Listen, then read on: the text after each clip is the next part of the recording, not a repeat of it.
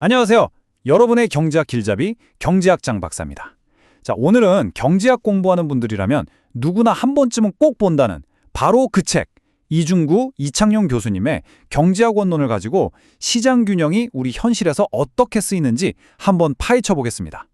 오늘도 저와 함께 열띤 토론을 펼쳐줄 민준, 서연 두 학생이 함께했습니다. 안녕하세요. 자, 오늘 우리가 풀어야 할 가장 큰 질문입니다. 우리가 지금까지는 시장은 보이지 않는 손에 의해서 스스로 가장 효율적인 점을 찾아간다고 배웠잖아요. 근데 말이죠. 때로는 정부가 보이는 손이 되어서 시장에 직접 개입을 하기도 합니다. 과연 정부가 이렇게 시장에 손을 대면 어떤 일들이 벌어질까요? 오늘 이 질문에 대한 답을 한번 같이 찾아가 보시죠. 자, 첫 번째로 살펴볼 정부의 개입은 바로 가격 통제입니다. 말 그대로 정부가 보기에 이 물건 가격이 너무 비싼데? 혹은 이건 가격이 너무 싼 거 아니야?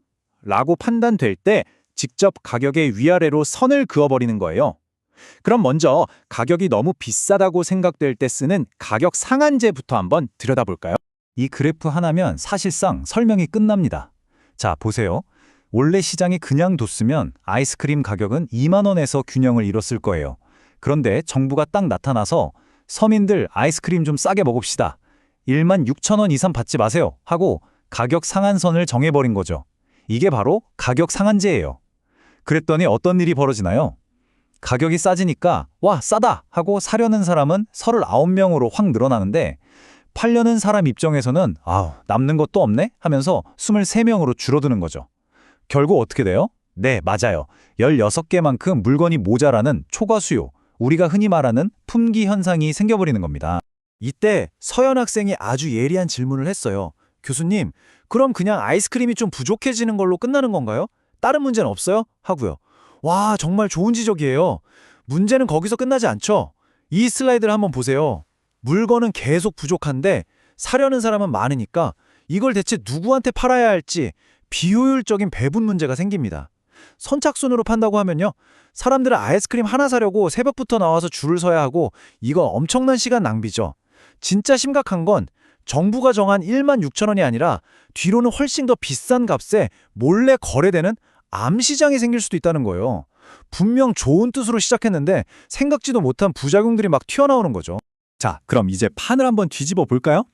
이번에는 정부가 이 가격은 받아도 너무 조금 받는다 라고 생각할 때 개입하는 가격 하한제입니다.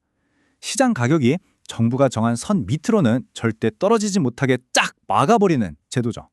이거 우리한테 굉장히 익숙한 제도가 하나 있어요. 뭘까요? 네, 바로 최저임금제입니다. 노동이라는 서비스의 가격, 즉 임금의 최저선을 정하는 거니까요. 이것도 일종의 가격 하한제인 셈이죠.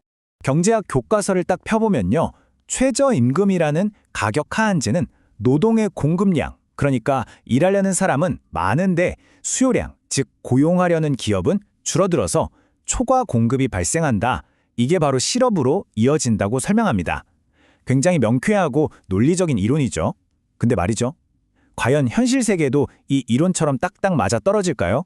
사실 이 부분은 지금도 경제학자들 사이에서 가장 뜨거운 논쟁거리 중 하나랍니다. 현실이 얼마나 복잡한지를 보여주는 아주 유명한 연구가 하나 있습니다. 바로 데이비드 카드와 엘렌 크루거 교수의 연구인데요. 이분들이 최저임금을 올린 동네랑 그렇지 않은 동네에 패스트푸드점 고용이 어떻게 변화하는지 직접 비교를 해봤어요. 결과가 어땠을 것 같으세요?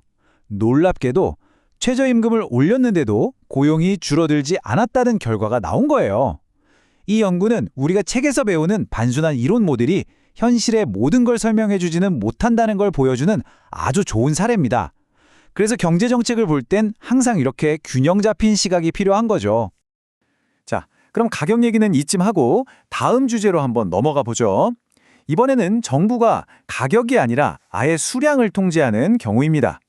특정 물건이나 서비스가 시장에서 거래되는 양 자체를 딱 정해버리는 거죠. 가장 대표적인 예가 바로 택시 면허 제도예요. 여러분, 왜 밤늦게나 비 오는 날에는 택시 잡기가 하늘의 별 따기인지 그 비밀이 바로 여기에 숨어 있습니다. 이 그래프를 한번 같이 보시죠. 만약에 시장에 그냥 맡겨놨다면 택시 서비스는 하루에 70번 정도 거래되고 요금은 1만 원이었을 거예요. 그런데 정부가 시내에 택시가 너무 많아서 교통이 복잡하니까 하루에 딱 50대만 운행합시다 하고 수량을 팍 제한해버립니다. 그럼 공급 곡선이 어떻게 될까요?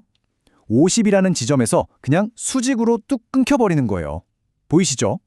그 결과 딱 50번만 운행하는 그 수준에서 사람들이 기꺼이 내려고 하는 가격은 무려 13,000원까지 치솟게 됩니다. 공급이 줄어드니까 가격이 오르는 아주 당연한 결과죠. 여기서 민준 학생이 아주 날카로운 질문을 던졌어요. 교수님, 그럼 승객은 13,000원을 냈는데 실제 운행하는 비용을 빼고 남는 구도는 다 어디로 가는 거예요? 하고요. 와, 바로 그겁니다. 그 차액이 바로 할당지대, 영어로는 쿼터 렌트라고 불리는 일종의 초과 이윤이에요. 자, 이 슬라이드를 보세요. 승객은 13,000원을 내지만 사실 택시기사님이 50번째 손님을 태우는 데 드는 비용은 8,000원밖에 안 되거든요. 그럼 그 차액 5,000원은 뭐냐? 바로 정부의 수량 통제 덕분에 택시 면허를 가진 사람이 독점적으로 얻게 되는 프리미엄인 셈이죠. 이 할당제대 때문에 택시 면허 하나가 막 수억 원에 거래되기도 하는 거고요. 자, 이제 마지막 응용 사례입니다. 아마 오늘 다루는 내용 중에 우리 실생활하고 가장 가까운 주제가 아닐까 싶은데요. 바로 세금입니다.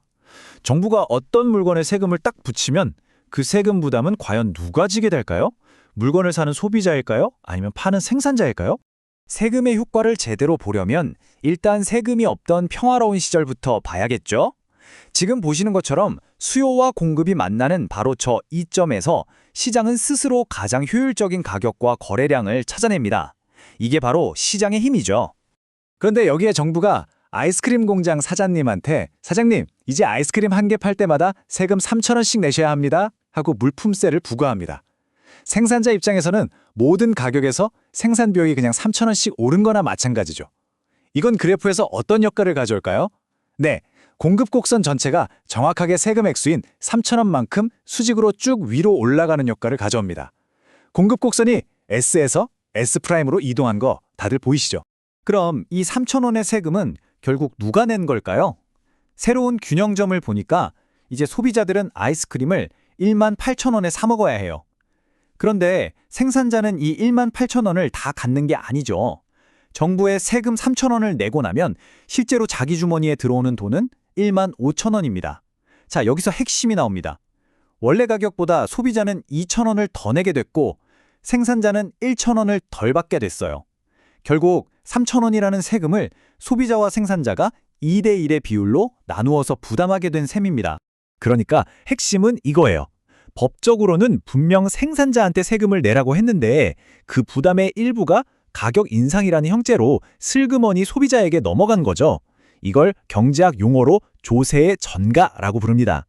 이처럼 세금 부담은 법으로 누가 내라고 정해놨는지와는 상관없이 보이지 않는 시장의 힘에 의해서 소비자와 생산자 양쪽이 나누어 갖게 됩니다. 참고로 그 분담 비율은 누가 가격 변화에 더 둔감한지, 즉 수요와 공급의 탄력성이라는 것에 따라 결정되는데요. 이건 나중에 우리가 더 자세히 배울 내용이니까 일단 이런 게 있다는 것만 알아두죠. 자, 오늘 정부가 시장에 개입하는 여러 정책들이 어떤 결과를 만들어내는지 정말 숨가쁘게 달려왔는데요. 머릿속이 좀 복잡하실 수도 있으니까 마지막으로 오늘 배운 내용들을 깔끔하게 한번 정리하고 넘어가겠습니다. 이 표 하나만 기억하셔도 오늘 수업은 대성공입니다. 한번 볼까요? 집 없는 서민을 위해 임대료를 낮추려던 가격 상한제는 오히려 주택 부족을 낳았고 노동자들의 임금을 올려주려던 가격 하한제는 실업의 위험을 키울 수 있었죠. 또 교통 혼잡을 줄이려던 택시 수량제는 비싼 요금이라는 결과를 낳았고 재정 수입을 늘리려던 세금은 결국 소비자와 생산자가 함께 부담하게 됐습니다. 정부의 좋은 의도가 항상 시장에서 좋은 결과로만 이어지는 건 아니라는 점 이제 확실히 아시겠죠?